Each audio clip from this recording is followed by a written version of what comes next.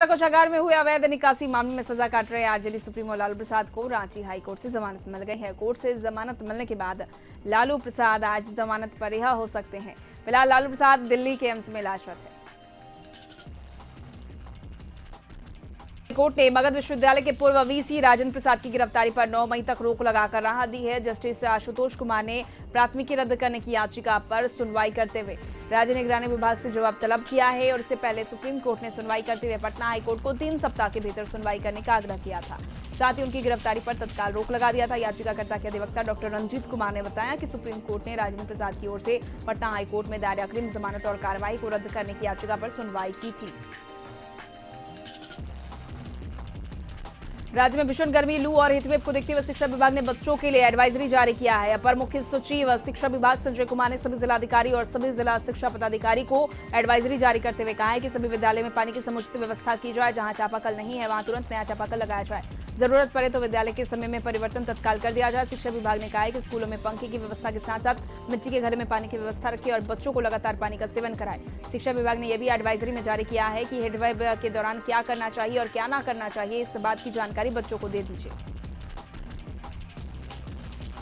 मधेपुरा के बिहारीगंज से विचलित करने वाला दृश्य सामने आया, जहां बाइक सवार 3 लोगों की एक कार से सीधी टक्कर हो गई और सभी लोग बीच सड़क पर चल रहे थे। उसी समय पप्पू यादव का काफिला वहां से गुजर रहा था, लेकिन स्थानीय लोग मुख्य दर्शक बनकर बीच सड़क पर 3 युवक को जलते देख रहे थे। किसी ने मदद नहीं की। वहीं जाप सुप्रीमो पप्पू यादव ने काफिले से उतर कर जल रहे तीनों युवकों को वहां से उठाकर अस्पताल में भर्ती कराया। लेकिन सवाल है कि आखिर लोगों की भीड़ जमा थी, लेकिन किसी ने युवक की मदद नहीं की। फिलहाल तीनों युवकों की मौत हो चुकी है। औरंगाबाद में बाइक में आग लगने का सिलसिला थमने का नाम नहीं ले रहा है और इसकी चपेट में आकर मंगलवार को 2 सहोदर भाइयों ने अपनी जान भी गंवा दी। बुधवार को भी शहर के जसूया मोड़ के समीप एक बाइक धू कर जल उठी। बाइक में आग कैसे लगी इसकी जानकारी नहीं हो पाई है। आसपास के लोगों ने बताया कि जब बाइक में आग लगी तो बाइक सवार जान बचाकर भाग निकला। बाइक किसकी है और भागने वाला युवक कौन है, इसकी पहचान अभी तक नहीं हो पाई है। फिलहाल स्थानीय लोगों और पुलिस की मदद से जल्द ही बाइक की आग पर काबू पा लिया गया था। मधुबनी के खुटौना थाना क्षेत्र के कुशमार गांव में सीपीआई के मंत्री मोतीलाल शर्मा के छोटे भाई ललन शर्मा की गोली मारकर हत्या कर दी गई। अपराधियों ने एक शादी समारोह में घटना को अंजाम दिया। यह घटना देर रात की है। सूचना मिलते ही मौके पर पहुंची हुई खुटौना पुलिस मामले की जांच में जुट गई है। वहीं स्थानीय लोगों ने आरोपियों की पहचान कर ली है, जिसके आधार पर पुलिस आरोपियों की गिरफ्तारी के लिए छापेमारी कर रही है। हत्या को लेकर के क्षेत्र में आक्रोश व दहशत व्याप्त है। बेगूसराय में मुखिया के चरेशाम गोली मारकर हत्या करने का मामला तूल पकड़ता जा रहा है और सभी राजनीतिक दल के लोगों ने पुलिस की कार्यशैली पर सवाल उठाए हैं। बीजेपी के निवर्तमान विधान पार्षद रजनीश कुमार ने कहा कि जब त्रिस्तरीय पंचायत के प्रतिनिधि सुरक्षित नहीं रहेंगे तो आम लोगों का क्या हाल होगा। खासकर मटिहानी क्षेत्र में अपराध और सरकारी तंत्र का गठजोड़ से लगातार अपराध बढ़ा है। जिला प्रशासन पूरे मामले की उच्च स्तरीय जांच कर अपराधियों की गिरफ्तारी करे। मुखिया संघ के जिलाध्यक्ष मोहम्मद एहसन ने कहा कि अगर अविलंब बदमाशों की गिरफ्तारी नहीं हुई तो मुखिया संघ आंदोलन करेगी। सरकार सिर्फ लाइसेंस देने की बात कहती है, लेकिन आज तक किसी को भी लाइसेंस नहीं दिया गया। दरअसल बुधवार को सफापुर पंचायत के मुखिया अमित कुमार पासवान को 3 बदमाशों ने गोली मारकर घायल कर दिया था, जिसका इलाज निजी अस्पताल में चल रहा है। पटना सिटी क्षेत्र के बाईपास थाना क्षेत्र के पीपल मोड़ के पास एक व्यक्ति अजय कुमार को गोली मारकर हत्या कर दी गई। यही नहीं, अपराधी फायरिंग करते हुए पैदल भागते नजर आए। अपराधियों की संख्या 25 से 30 बताई जा रही है। गोली चलने की आवाज से क्षेत्र में अफरा तफरी बन गई। मृतक पहले एक होटल में काम करता था। पटना सिटी में लगातार हत्या का दौर शुरू है, लेकिन प्रशासन मामले को दबाने की कोशिश करता है। बरवा शहर के बालिका उच्च विद्यालय के मैदान में हिंदू मुस्लिम समन्वय समिति की ओर से इफ्तार पार्टी का आयोजन किया गया। इस इफ्तार पार्टी कार्यक्रम में गढ़वा के स्थानीय विधायक सह पेयजल स्वच्छता मंत्री मिथिलेश ठाकुर और खेल पर्यटन मंत्री हफीजुल हसन शामिल हुए। इफ्तार पार्टी के दौरान खेल मंत्री हफीजुल हसन ने कहा कि ये हिंदू मुस्लिम एकता का प्रतीक है। देश में बहुत बढ़िया माहौल है। तिरंगा यात्रा दिल्ली में निकला है, अच्छा लगा। केंद्र सरकार की जो नीति है वो कहीं न कहीं अपने देश में विद्वेष की भावना फैला रही है। गढ़वा के स्थानीय विधायक सह मंत्री मिथिलेश ठाकुर ने कहा कि ये देश की एकता की तस्वीर है। खगड़िया में इन दिनों हथियार लहराकर वीडियो शूट कर वायरल करने का मानो ट्रेंड चल गया है। हालांकि पुलिस इस तरह के मामले में कार्रवाई भी कर चुकी है, लेकिन लोग सुधरने का नाम नहीं ले रहे। ताजा मामला गोगरी थाना क्षेत्र के भोजुआ गांव का है, जहां हर्ष फायरिंग और हथियार लहराने का वीडियो सोशल मीडिया पर तेजी से वायरल हो रहा है। एक युवक न केवल फायरिंग कर रहा है बल्कि खुलेआम हथियार लहराकर डीजे की धुन पर डांस कर रहा है। मौके पर दूल्हा और बाराती भी डांस करने में मशगूल है।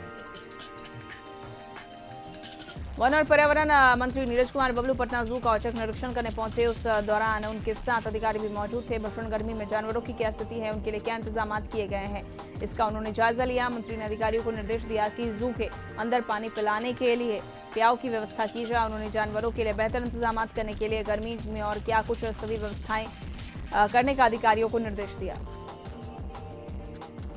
बोकारो में प्रेमी के कैरियर को संवारने और आगे बढ़ाने के लिए MBA की पढ़ाई कर चुकी छात्रा ने जिला परिषद सदस्य के साथ शादी कर ली और दरअसल नवदी प्रखंड के जिला परिषद क्षेत्र संख्या 8 को इस बार महिला के लिए आरक्षित कर दिया गया था। लिहाजा वर्तमान जिला परिषद सदस्य टिकैत महतो ने बुनियाटो के रहने वाली प्रेमिका से शादी कर ली और अब उससे ही चुनाव लड़ाने की तैयारी की जा रही है। बेरमो के गांधीनगर थाना क्षेत्र अंतर्गत संडे बाजार में मानसिक रूप से विक्षिप्त अपनी 45 वर्षीय पड़ोसी के साथ कथित तौर पर बलात्कार करने के आरोप में पुलिस ने रिटायर्ड CCL कर्मी के खिलाफ मामला दर्ज कर जेल भेज दिया है। मामले की जांच में पुलिस जुट गई है। वहीं महिला को मेडिकल करवाने के लिए फूसरो स्थित अनुमंडलीय अस्पताल बेरमो भेज दिया गया है। गढ़वा जिले के बरडीहा थाना क्षेत्र के बरडीहा गांव में एक शादीशुदा प्रेमी प्रेमिका को ग्रामीणों ने इश्क फरमाते हुए रंगे हाथ पकड़ लिया, जिसके बाद ग्रामीणों ने दोनों की शादी करा दी। बरडीहा शिव मंदिर में लगभग 500 की संख्या में ग्रामीणों की उपस्थिति में ये शादी कराई गई। बताया जा रहा है कि प्रेमी उपेंद्र रजवार को घर पलामू जिले के उत्तरी रोड स्थित क्षेत्र के ग्राम सुरक्षा मुरमा में है, जो कि महिला बरडीहा थाना क्षेत्र की है। बताया जा रहा है कि दोनों के बीच पिछले 1 वर्ष से प्रेम प्रसंग चल रहा था, जबकि दोनों की शादी हो चुकी थी। प्रेमी के पहले से 2 बच्चे भी हैं। प्रेमी उपेंद्र और प्रेमिका रिंकू देवी ने बताया कि 1 साल से प्रेम प्रसंग चल रहा था। बेगूसराय में आपसी विवाद में एक घर में सोए अवस्था में पति ने अपनी पत्नी की गोली मारकर हत्या कर दी। घटना चेरिया बरियारपुर थाना क्षेत्र के बसई गांव की है। बताया जाता है कि छौराही कमबाग गांव निवासी ज्ञानी सैनी ने 3 साल पहले मुंगेर की रहने वाली अनिता कुमारी के साथ कोर्ट मैरिज शादी की थी। शादी के बाद कुछ दिनों तक सब ठीक ठाक रहा, लेकिन हाल के दिनों में दोनों के बीच विवाद हो रहा था। देर रात ज्ञानी सैनी पत्नी के नानी घर बसई पहुंचा और पत्नी की हत्या कर सुबह घर से फरार हो गया। 3 बजे के करीब स्थानीय लोगों ने फायरिंग की आवाज सुनी। स्थानीय लोग उसके घर गए तो अनिता का शव बिछावन पर पड़ा था और पास में ही 6 माह की बेटी सोई हुई थी, जबकि आरोपी पति फरार था। घटना की सूचना पर चेरिया बरियारपुर थाना पुलिस मौके पर पहुंचकर मामले की जांच शुरू कर दी है। घटना मिलते ही सैकड़ों की संख्या में स्थानीय लोग भी मौके पर पहुंचे और घटना के बारे में चर्चा कर रहे हैं। पुलिस सभी बिंदुओं पर जांच करी है। जांच के बाद स्पष्ट होगा कि ज्ञानी ने पत्नी की हत्या किस लिए की है। बताया जाता है कि पति पत्नी और बच्चे के अलावा रात में घर में कोई भी नहीं था। गढ़वा में इस बार पूरे झारखंड का सबसे गर्म रहने वाला शहर बन गया है। इस साल की गर्मी ने अप्रैल में ही कहर बरपाना शुरू कर दिया है। गर्मी के कारण सदर अस्पताल में मरीजों की संख्या बढ़ने लगी है। कुछ दिनों से गढ़वा का तापमान 43 से 44 डिग्री तक पहुंच गया। गर्मी के कारण लोग घर से बाहर बहुत कम ही निकल रहे हैं। सड़क पर कुछ लोग ही नजर आ रहे हैं। गढ़वा में गर्मी के कारण किसान अपने फसलों को लेकर चिंतित है। सूर्यमुखी के फसल पर भी इसका असर देखने को मिल रहा है। राज्य के तमाड़ थाना क्षेत्र के सुदूरवर्ती गांव जिलिंग उसरिंग से सटे जंगल में एक अधेड़ व्यक्ति का जंगली हाथियों ने पटक कर मार डाला। शव की शिनाख्त अब तक नहीं हो पाई है।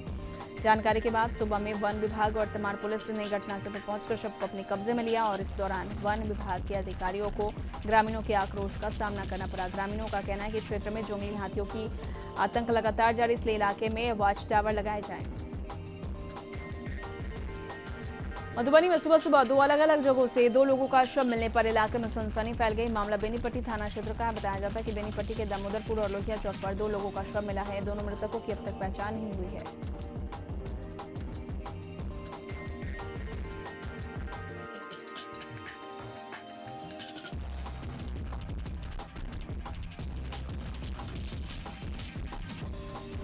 बेरमो में गांधीनगर थाना क्षेत्र अंतर्गत संडे बाजार में मानसिक रूप से विक्षिप्त अपनी 45 वर्षीय पड़ोसी के साथ कथित तौर पर बलात्कार करने के आरोप में पुलिस ने रिटायर्ड CCL कर्मी के खिलाफ मामला दर्ज कर जेल भेज दिया और मामले की जांच में जुट गई है। वहीं महिला को मेडिकल करवाने के लिए फुसरो स्थित अनुमंडलीय अस्पताल बेरमो भेज दिया है।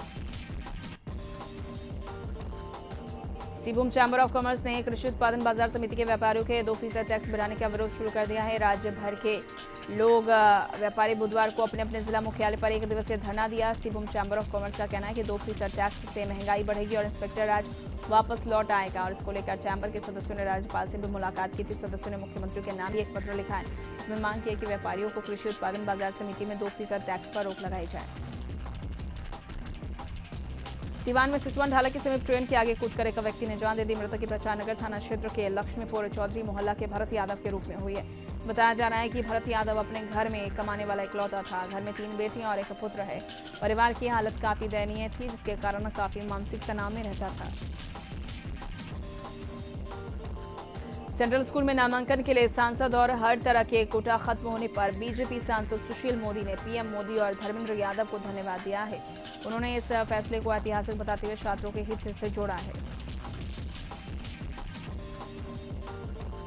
नालंदा में जमीनी विवाद में दिन प्रतिदिन बढ़ता जा रहा है। ताजा मामला सिलाव थाना क्षेत्र के पाकी गांव का है, जहां जमीन तो सरकार की है मगर कब्जा करने के लिए आपस में दो पक्ष के लोग भिड़ गए। दोनों ओर से रोड़ेबाजी और लाठी डंडे से जमकर मारपीट हुई। इस मारपीट में महिला सहित कुल 7 लोग जख्मी हो गए।